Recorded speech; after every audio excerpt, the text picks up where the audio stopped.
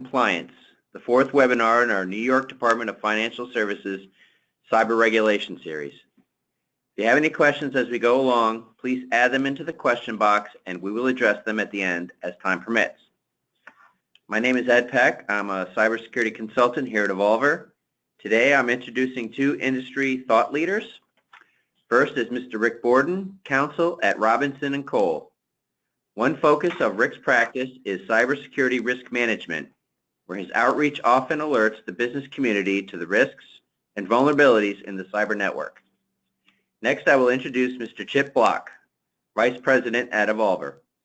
Chip works extensively in the areas of cyber research and advises Evolver's clients on cyber operations, risk, and insurance. He is the architect of the cyber risk ecosystem. Rick and Chip agreed that it is important to start a discussion for financial organizations to make sense of the regulation and to help them organize a plan to ensure compliance, with the focus today on compliance. Chip, you can take it from here. Thank you, Ed. For those of you who've joined us previously, we want to thank you for coming back. I know we have a lot of folks who are new to these webinars. This is actually the fourth in a series of webinars that we have done on the DFS regulation. Our first webinar was on October 6th and gave an overview of the regulation and addressed the most pressing issues. The second was on November 2nd. We did a focus on information governance and cyber risk. And our third was in December when we discussed the focus of vendor and vendor management. Today we're going to kind of go back now that the implementation date has arrived and discuss how to develop an overall compliance program. If you're interested in the previous webinars, please contact us. We do have recordings of those webinars, as well as we can sit down with you and talk more specifically into each of those issues. We did present this webinar a couple weeks ago, so if there's anybody who was there, this is actually the same one from a couple weeks ago, but the demand was so high we decided to do it again. So we want to thank you for joining us today, and let's get into the webinar. So let's talk a little bit about the key information around the DFS regulation. First of all, what is very different about this is that the CEOs and the boards of directors are actually going to be responsible for certifying compliance for cybersecurity. You know, in most other operations today, the cybersecurity world has been kind of relegated to the technical folks or CISO. This regulation brings this into the mainstream of the board of directors and the CEOs. And one very interesting thing here is the focus on integrity and availability of data. Okay? You know, if you look at most regulations today, whether you talk about HIPAA or PCI, they are really focused on confidentiality of data.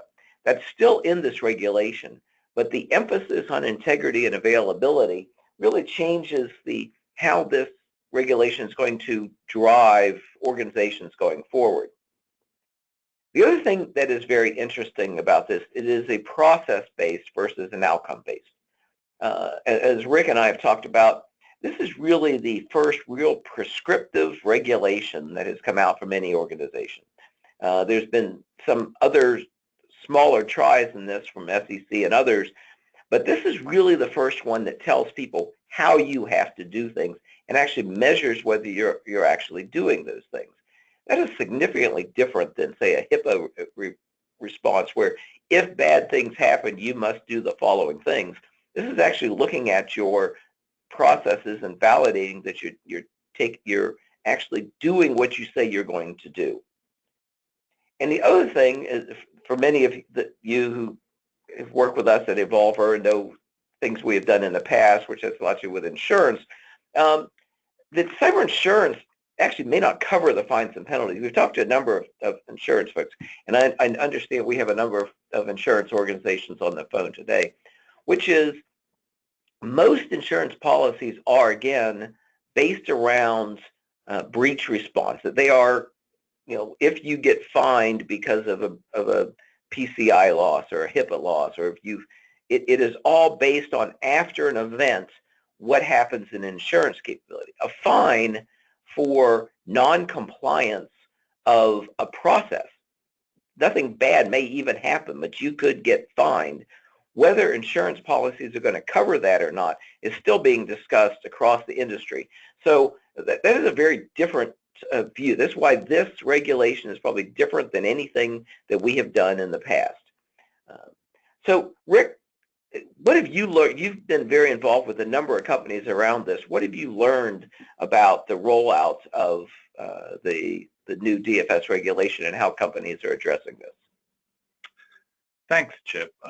Yeah, this is actually very interesting. The dates on this, it went into effect March 1st, and certain parts of it, the good portion of it has to be in effect at companies within 180 days, so basically September 1st. And then the key is that there has to be a certification of compliance by the senior officers of the board, and senior officers has an interesting definition, on February 15th, 2018. But they also put in some transition periods.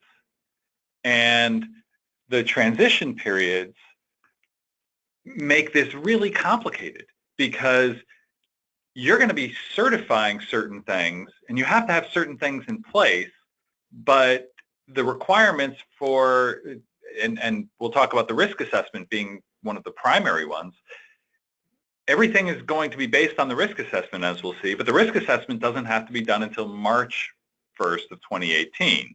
But you have to certify things that are based on the risk assessment on February 15th. So this is really going to, it has a complicated rollout. And after a couple of years, when everything's in place, it will be much smoother. But the putting the compliance program in place now takes some, you have to make some very distinct risk decisions and decide what you're going to do, how you're going to do it, and whether you want to do certain things earlier than what's required. So this is not a simple rollout at all.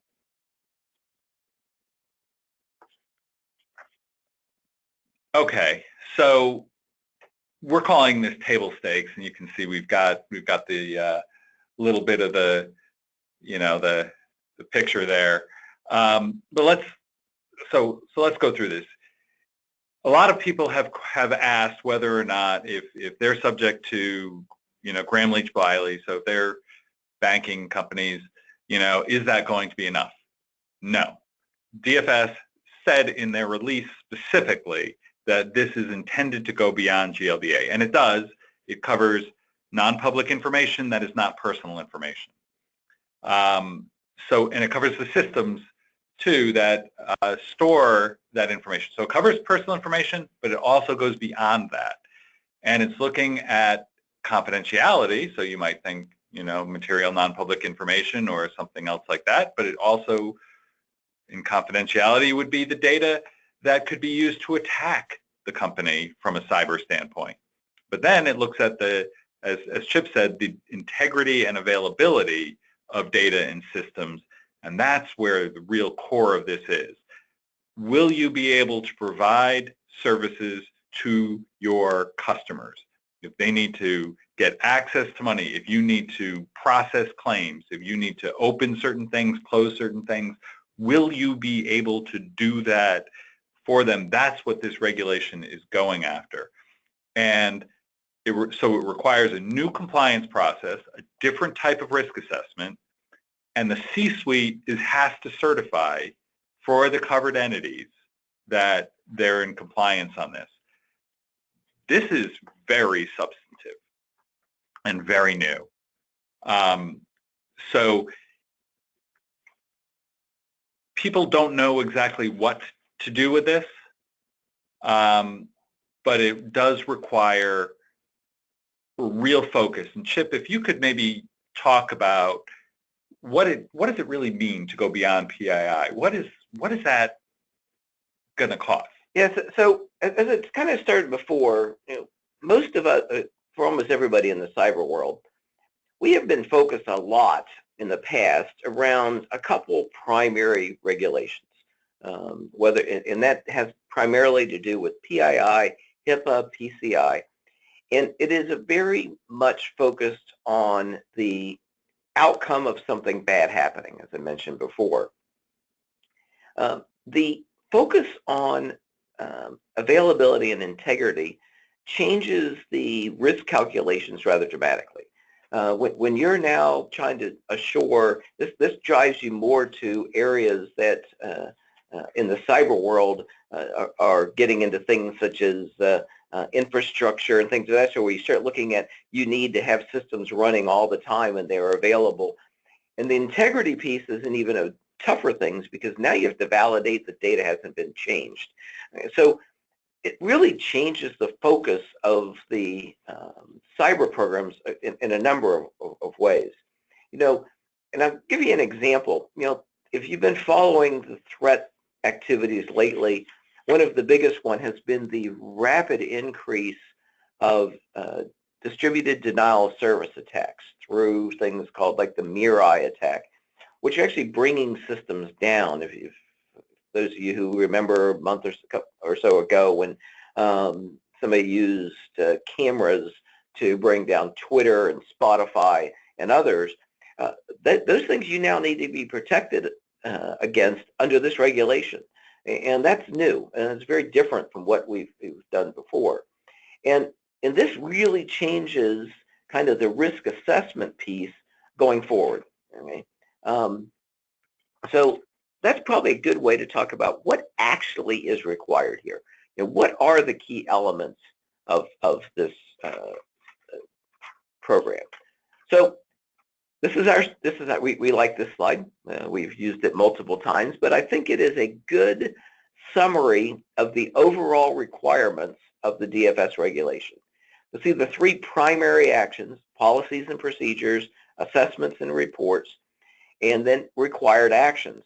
And I always find it interesting getting to the required actions piece, because there is a direct change here of not just, do you have a policy for something, or can you show me that you've audited something once a year? This is getting into continuous monitoring type activities that have traditionally not been under regulatory control. So this is a rather significant change. We're not going to go through all of these areas. Obviously, there's a lot of things required, but just the key here, and as Rick is going to talk to you in a few minutes, and we're both going to cover, is the focus on the risk assessment. The risk assessment actually drives this, and that, by the way, is a change from the beginning of the first version of the regulation in the most recent release. So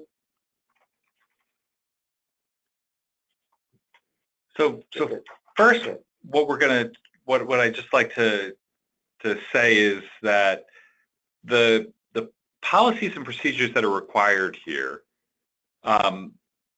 are needed in order to drive evidence for the C-suite to certify compliance. Well, actually, they need to do two things. They need to approve the cybersecurity policies and procedures, which include testing of effectiveness of controls when you start to get down into the risk assessment policy. So it actually forces you to figure out how you're going to determine whether you have effective controls.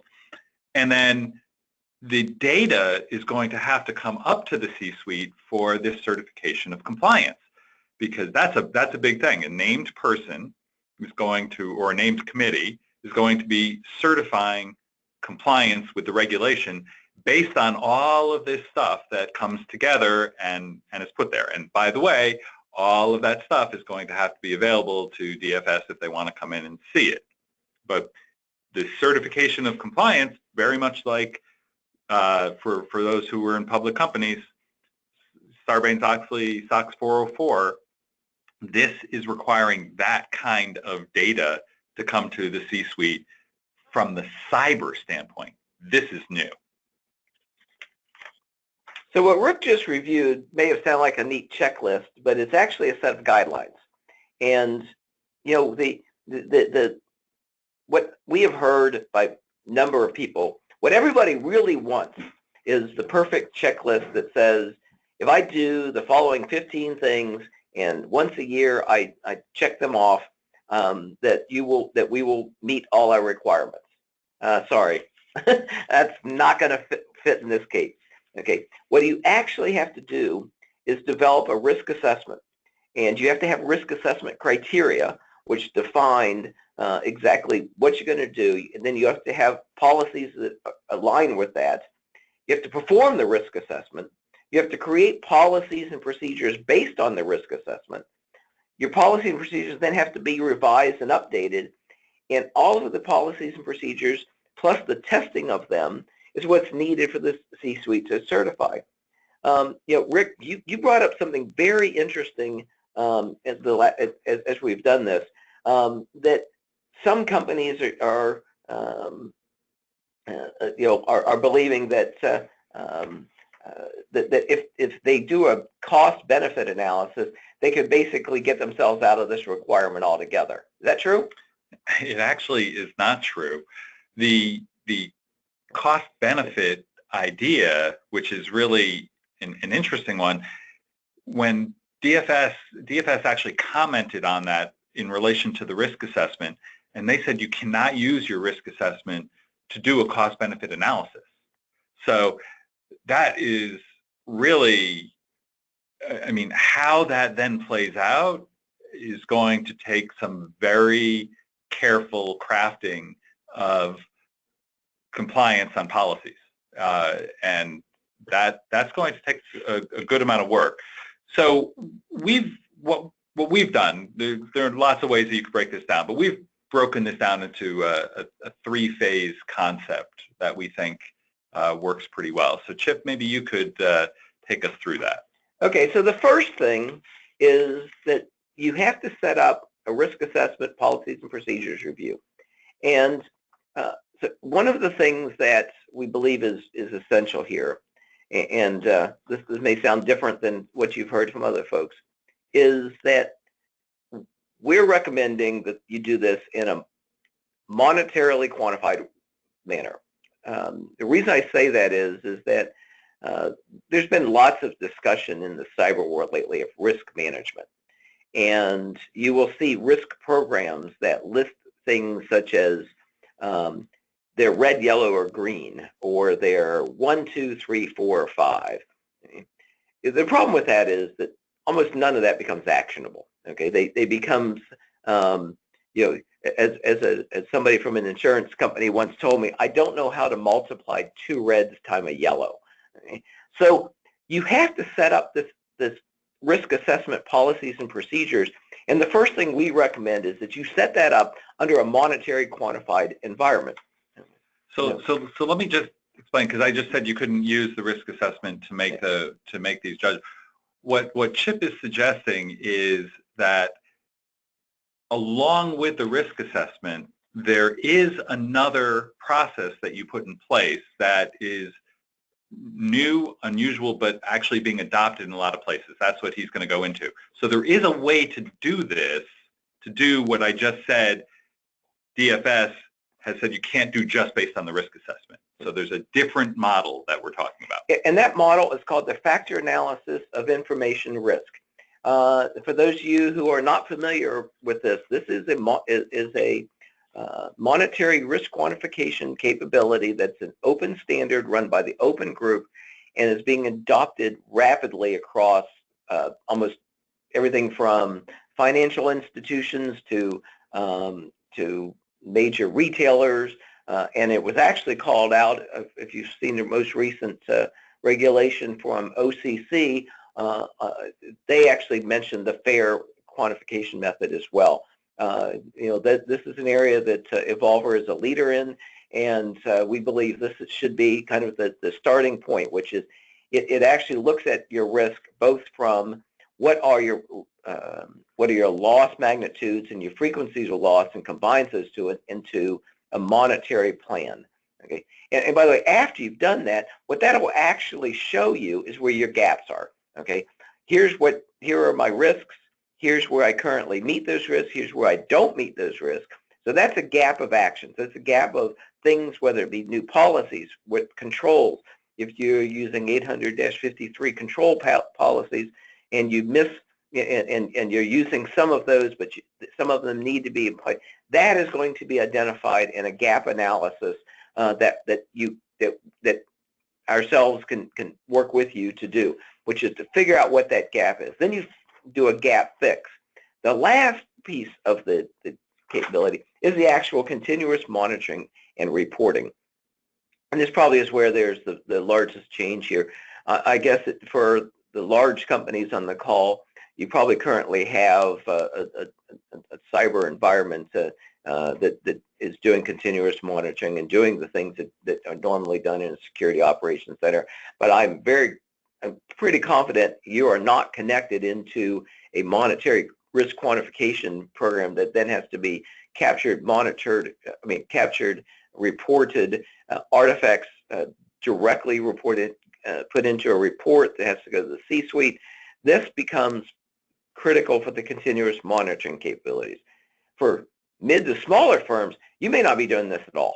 And it is a requirement of this regulation. So you want to figure out how you're going to do this, the capability, capture the artifacts, so you'll have the data that you need to actually implement this regulation. And I'll just say it is a requirement if you want to do this right. You can try to get away without doing it, but you're going to run into problems, and if there's a breach or if there's an incident that you have to report, it leaves you open very much, and it also leaves the executives open for the certification. So the continuous monitoring is talked about in some places in the reg, but it really effectively becomes a requirement in order to do this the right way, and that's what Chip's really talking about. So we've got some important notes in here. There is a 72-hour notification process, and a lot of people have asked, well, or said, gee, they're going to get overwhelmed with reports. We're just going to report everything. That really isn't that's not what's going to happen. While cybersecurity event has a broad definition, what they've said is that you have to notify of material events that have a material impact, or events that have a material impact to a material operation of the covered entity. So you're going to be making materiality determinations, and depending upon the structure and all of this, that, and especially if you're a public company, that may have an effect on your public reporting. And I don't think that companies are going to want to determine that every ping on their network is material from a reporting standpoint. So there's a materiality determination that's going to have to be done, and it can't just be done within IT or information security. It's going to have to connect into the broader reporting structure. So the cards have been dealt. Are we ready to play? Is anyone ready to play? So what I would say is, and I've been working with a number of companies, let's say, and even with a good and well-developed information security program, there is a lot of work to do. It really requires a different process. It requires ordering things in a different way. It requires bringing people into this process who haven't been in there before. And it is actually impossible to know exactly what it is. It depends upon what you have. So you need to do the analysis to determine which pieces you have where, what you're going to be able to use, what you need to do that's different. There are certain things that I don't think anyone has, the risk assessment being a great example of how the risk assessment policy has to be done and the procedures under it. this is going to change a lot, and you have to put in a new program to do it. And no one that I've been able to talk to has something that does this right now. So this is going to be a change for everyone. So Chip, maybe you could talk about, how you would go about this. In order to get started, there are some tools that will help you focus your efforts. One is the risk quantification that I mentioned before, and the other is an information governance tool. We're going to show you these today because it's what we use. We know we know they work. We know there are other tools out there, but these are tools that we use. They can really help avoid wasting time and money. And people are spending lots of money right now that are that really aren't getting them to the type of information they need. But let me show you an example. I mentioned the quantification of risk. We use a product called Risk Lens that runs based on the factor analysis of information risk. It actually provides monetary quantification of risk. This is an example of a screen. And we hear this a lot of time that says, oh, you can't get dollars. And say, yeah, you can. This is becoming fairly common. I will give you an example. There's a nonprofit group called the Fair Institute that has over 1,000 corporate members just in the last year who are adopting this process. So these are the tools that allow you to actually go out and calculate your monetary risk that you could incorporate into your risk programs. The next tool is a tool that is a partner, which is called a governance, risk, and compliance tool, which actually tracks all of these elements. Okay, so you can tie your policy to your controls to your obligations. You can tie that to the regulation capabilities that are here, so we can actually work with you to say, here are the regulations, here are the things that you need to do. You can tie that to the policies you've written. You can then tie controls to those policies. You can even tie the testing results to the controls, and all of this is tracked in one very straightforward and easy to use tool that allows you to track this. And one thing that's interesting about this tool versus some of the others is that you can actually manage your policies in it. It can do automated policy generation if you don't have those, and based on the different standards to tie into this. But it can also, you can put your policies in there and your standards and then manage them through this. And that is actually an interesting feature that some want to adopt, even if they have other systems that are doing this GRC activity.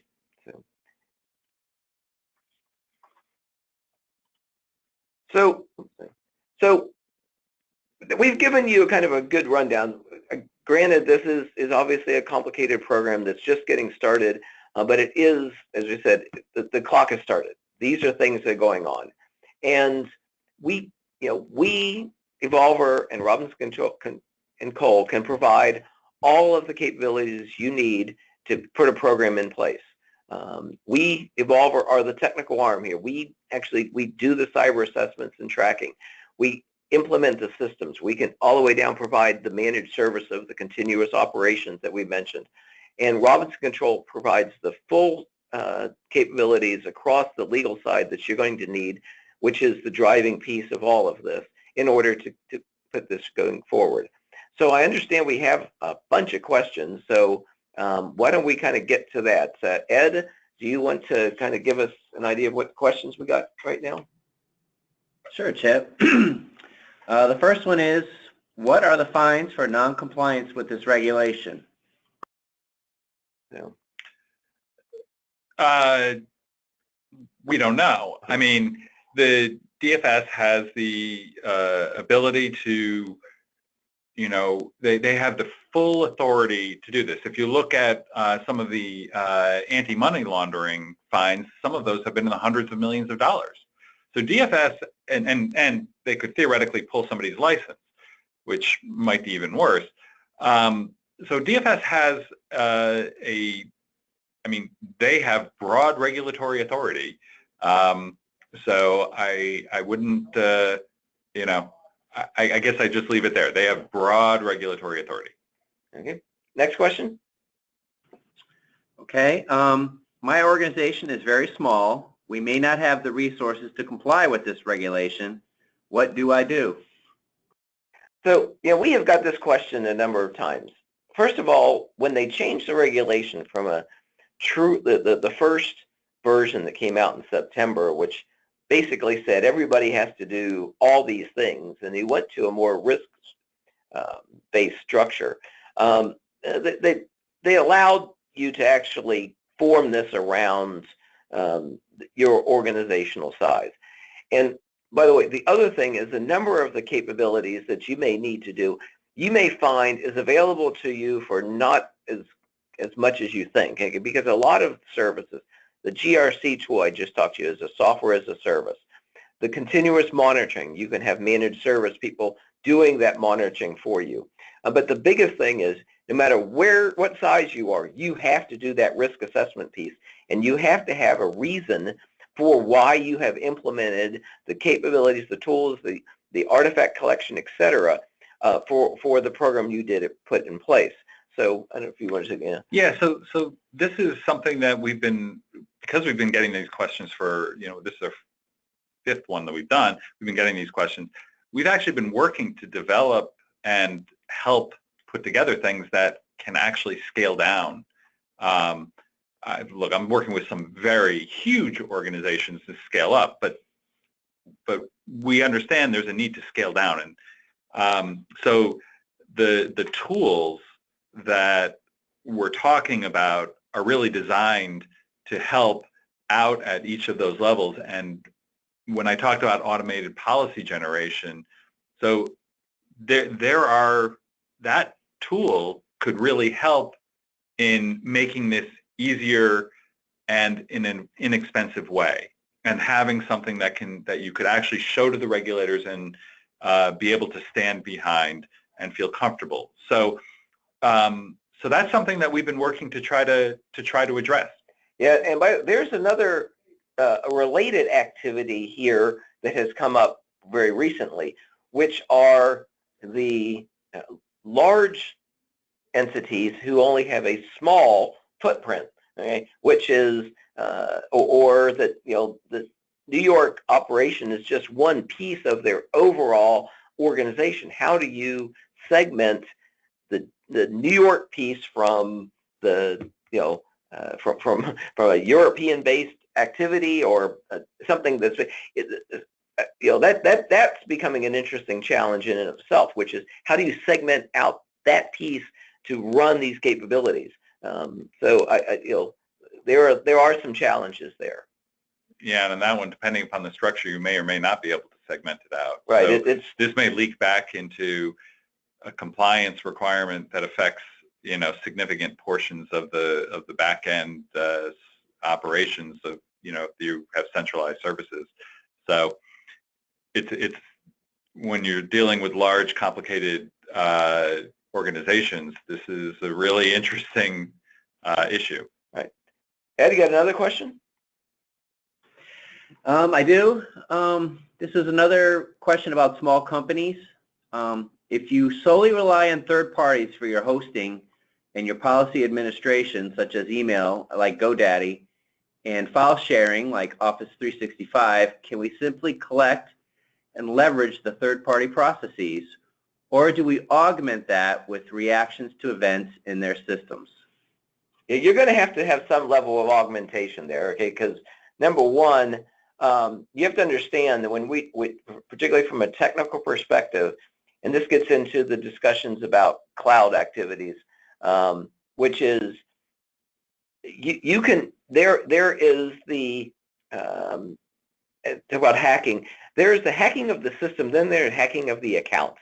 Okay, so if you are if you are hosting your material somewhere else, you still have the overall responsibility. You can't send that down to your suppliers. So you're still going to have to do a risk policy, and you're going to have to. And then I think where it gets interesting is you're going to have to look at your contracts, and Rick can talk a lot about this.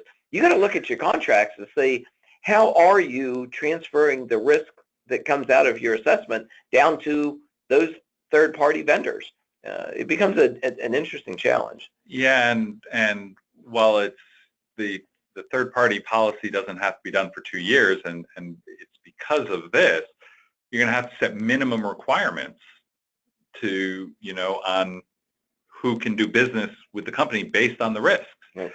And that is going to be a real challenge with a lot of vendors. And what I'm starting to see happen, and Chip is too, and we're trying to help this to happen, there are vendors popping up who will be able to assist in this and meet minimum standards that people can stand behind. But you have to look at this on a risk-based way, and it's based on your risk assessment, and that is going to be a huge challenge, and it's going to be a very difficult contracting activity. So, by the way, I noticed we have gone over a little bit, so we will answer a few more questions. For those of you who have to go, we want to thank you. And by the way, I understand we've got more questions that we can answer today. So if we get some questions that we haven't, we'll try to get back with you individually. Why don't we take one more question? Ed? Actually, I think there's two more that would be really helpful. Okay. First one is dealing with exemptions. The regs require filing notice of exemptions within 30 days of determination. Who makes that determination?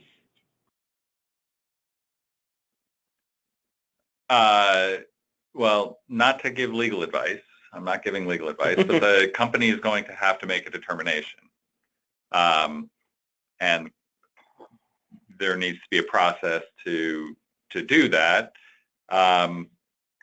DFS has not given any guidance, certainly that I've seen publicly, on how that happens. So I think that is something that will evolve over time, how that'll work. But it's really for the company to determine that.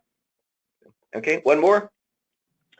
Okay, this one's a clarification type question, and it's dealing with the certification compliance. Is this a senior officer, the CEO, the board of directors, a combination of the three? How would you clarify that requirement in the reg? So when you go through this and parse it carefully, it requires either the chairman of the board or the senior officers, which can be an individual or a committee, that have responsibility for management, operations, IT, security, and compliance and or risk. So it could be the CEO. That's why we said the CEO. The CEO has all of that reporting up and would have responsibility for all those areas.